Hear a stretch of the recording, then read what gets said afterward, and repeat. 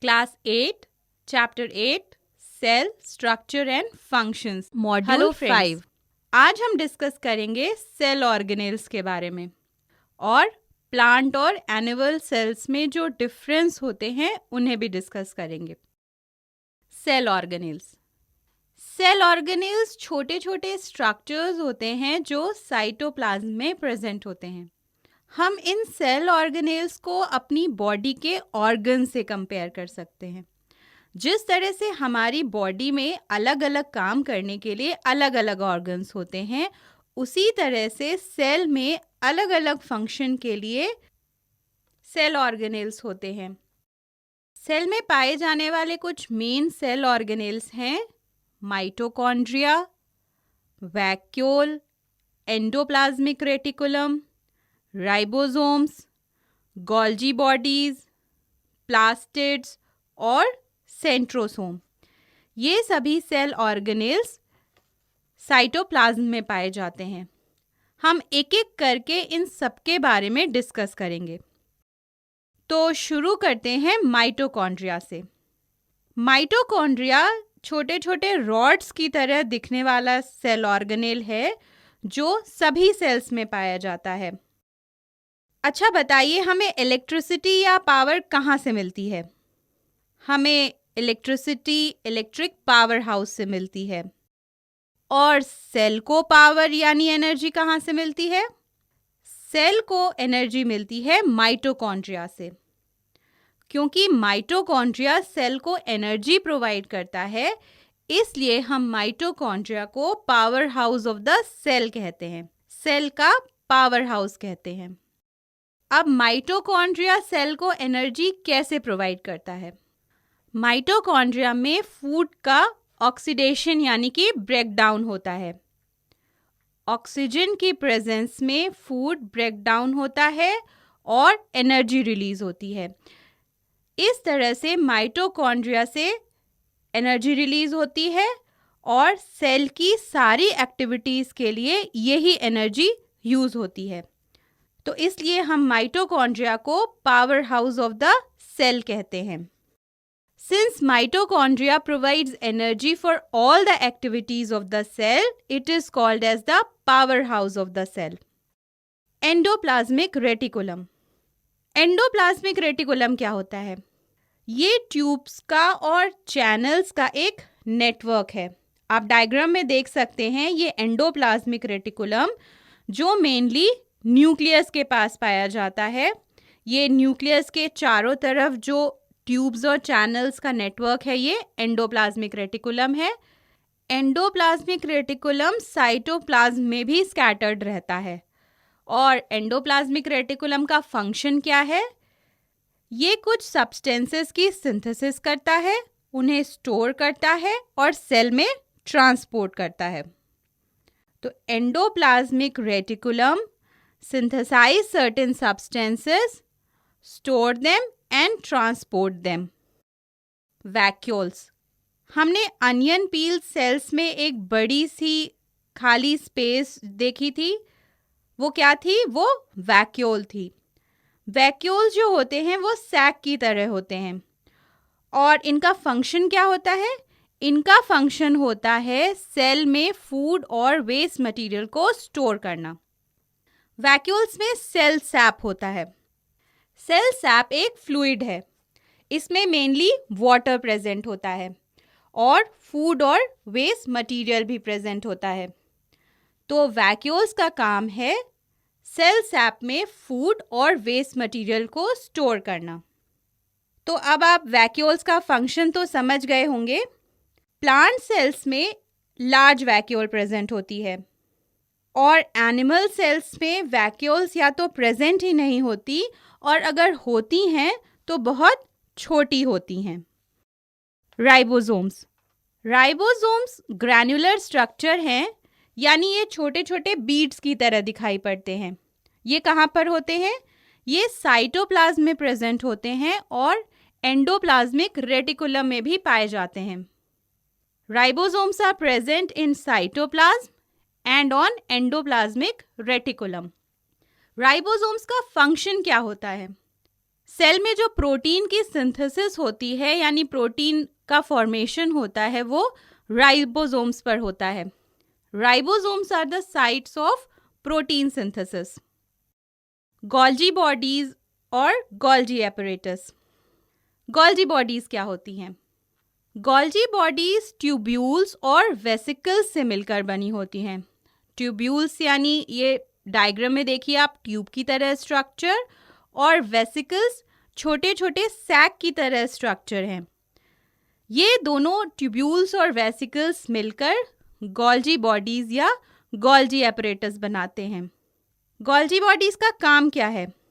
Golgi bodies का function है secretion करना। एंजाइम्स, प्रोटीन्स और हार्मोन्स को सिक्रीट करते हैं गोल्जी बॉडीज। आपको पता है प्लांट्स में गोल्जी बॉडीज या गोल्जी एपरेटस को डिक्टियोसोम्स कहते हैं। क्या कहते हैं? डिक्टियोसोम्स। अगले सेल ऑर्गेनेल के बारे में पढ़ने से पहले क्या अब आप बता सकते हैं कि सेल का पावर हाउस किसको कहते हैं? एंडोप्लाज्मिक रेटिकुलम, गोल्जी बॉडी या माइटोकॉन्ड्रिया? बिल्कुल सही, mitochondria. Mitochondria are called the powerhouse of the cell. Plastids. Plastids बहुत ही important cell organelles हैं और ये कहाँ पर पाए जाते हैं? ये केवल plant cell में पाए जाते हैं। Plastids में कुछ pigments होते हैं। Pigments यानी कि colors। अलग अलग plastids में अलग अलग pigments पाए जाते हैं। क्रोमोप्लास्ट, क्लोरोप्लास्ट, लीकोप्लास्ट, ये सारे प्लास्टिड्स के टाइप हैं। क्रोमोप्लास्ट वो प्लास्टिड्स होते हैं जिनमें कि कलर्ड पिगमेंट्स होते हैं, यानी कि blue, pink, red, yellow, orange, ये सारे कलर के पिगमेंट होते हैं। ये क्रोमोप्लास्ट में पाए जाते हैं। ये पिगमेंट्स फ्लावर्स और फ्रूट्स को कलर प्रोवाइड करते हैं। ये जो डिफरेंट कलर्स के फ्लावर्स देखते हो आप, येलो, रेड, पिंक, इनको कलर कौन देता है? इनको कलर वो पिगमेंट्स देते हैं जो क्रोमोप्लास्ट में प्रेजेंट होते हैं। क्लोरोप्लास्ट वो प्लास्टिड्स हैं जिनमें ग्रीन पिगमेंट क्लोरोफिल पाया जाता है। क्लोरोप्लास्ट का फंक्शन क्या है? क्लोरोप्लास्ट का फंक्शन है फोटोसिंथेसिस करना।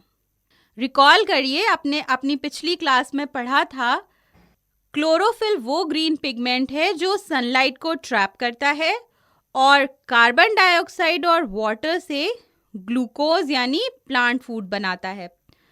तो क्लोरोप्लास्ट का काम है फोटोसिंथेसिस करना।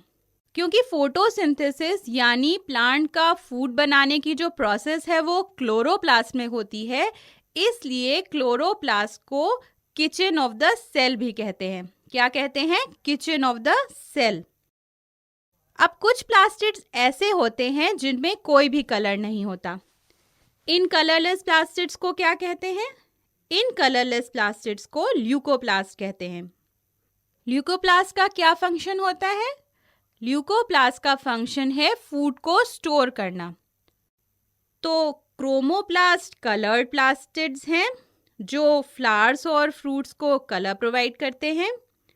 क्लोरोप्लास्ट ग्रीन प्लास्टिड हैं जो लीफ को उसका ग्रीन कलर देते हैं और फोटोसिंथेसिस की प्रोसेस में हेल्प करते हैं, और इसलिए क्लोरोप्लास्ट को किचन ऑफ द सेल भी कहते हैं।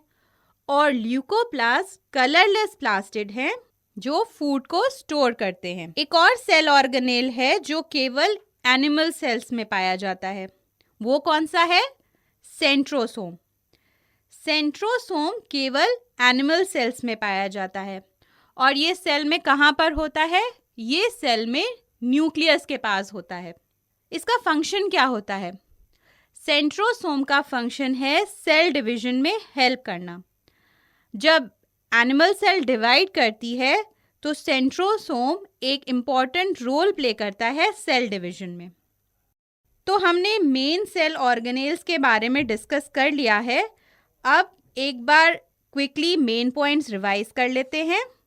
Cell organelles are present in the cytoplasm. Different cell organelles perform different functions in the cell. Mitochondria gives energy to the cell and are called powerhouse of the cell. Endoplasmic reticulum is involved in synthesis, storage and transport of cell products. Ribosomes are the site of protein synthesis. Golgi bodies are responsible for the secretion of chemical substances like enzymes, hormones, and proteins. Chromoplasts contain colored pigments that give color to flowers and fruits. Chloroplasts contain green pigment chlorophyll that help in photosynthesis. Leucoplasts are colorless plastid and help in storage of food. Centrosomes help in cell division and is found in animal cells only. Differences between plant and animal cells. हमने cell के structure के बारे में यानी उसके हर एक part के बारे में डिटेल में पढ़ लिया। हमने कुछ स्ट्रक्चर्स के बारे में पढ़ा जो केवल प्लांट सेल में होते हैं और कुछ जो केवल एनिमल सेल में होते हैं। तो आप किसी ऐसे सेल ऑर्गेनेल का नाम बता सकते हैं जो केवल प्लांट सेल में पाया जाता है, एनिमल सेल में नहीं? बिल्कुल सही, प्लास्टिड। प्लास्टिड्स केवल प्लांट सेल्स में होते हैं, एनिमल सेल्स में नहीं। इसी तरह से प्लांट और एनिमल सेल में कुछ और भी डिफरेंसेस होते हैं। चलिए एक टैबुलर फॉर्म में प्लांट और एनिमल सेल के डिफरेंसेस को समझते हैं। Differences between plant and animal cells. Size. Plant cells are larger in size. Animal cells are smaller than plant cells. Plant cells animal cells के comparison में large होते हैं यानी कि बड़े होते हैं। Cell wall. Cell wall is present in plant cells. Cell wall is absent in animal cell. Cell membrane की जो outer covering होती है cell wall, वो केवल प्लांट सेल्स में ही पाई जाती है। सेल वॉल एनिमल सेल्स में एब्सेंट होती है। Plastids are present in plant cells. Plastids are absent in animal cells. Plastids केवल प्लांट सेल में पाए जाते हैं, एनिमल सेल में नहीं पाए जाते हैं। Vacuole. A large central vacuole is present in plant cells. It fills most of the space of the cell. In animal cells, vacuoles are absent. If present, they are very small. Plant cells में एक बड़ी सी vacuole होती है, एक large vacuole होती है जो cell की मोस्ट ऑफ द स्पेस यानी ज़्यादातर स्पेस को फिल कर देती है। एनिमल सेल्स में वैक्यूल्स एब्सेंट होती हैं और अगर प्रेजेंट होती भी हैं तो बहुत छोटी होती हैं। Centrosome. Centrosome is absent in plant cell. Centrosome is present in animal cell. Centrosome केवल एनिमल सेल्स में पाया जाता है, वो प्लांट सेल में एब्सेंट होता है। तो आपको प्लांट और एनिमल सेल के बीच का डिफरेंस समझ आ गया होगा। चलिए अब समझते हैं कि सेल डिवीजन क्या होता है। सेल डिवीजन, जब एक सेल फॉर्म होती है तो छोटी होती है। स्मॉल होती है, ग्रेजुअली ग्रो करती है। जब सेल मैच्योर हो जाती है तो एक पर्टिकुलर साइज अटेन कर लेती है। सेल मैच्योर होने पर डिवाइड होकर नए सेल बनाती है। And the process of division of a cell to form new sales is called cell division. Cell के डिवाइड होकर नए सेल बनाने की प्रोसेस को सेल डिवीजन कहते हैं। क्या कहते हैं? Cell division. सेल डिवीजन होता कैसे है, चलिए समझते हैं। सबसे पहला स्टेप होता है सेल डिवीजन में न्यूक्लियस का डिवीजन।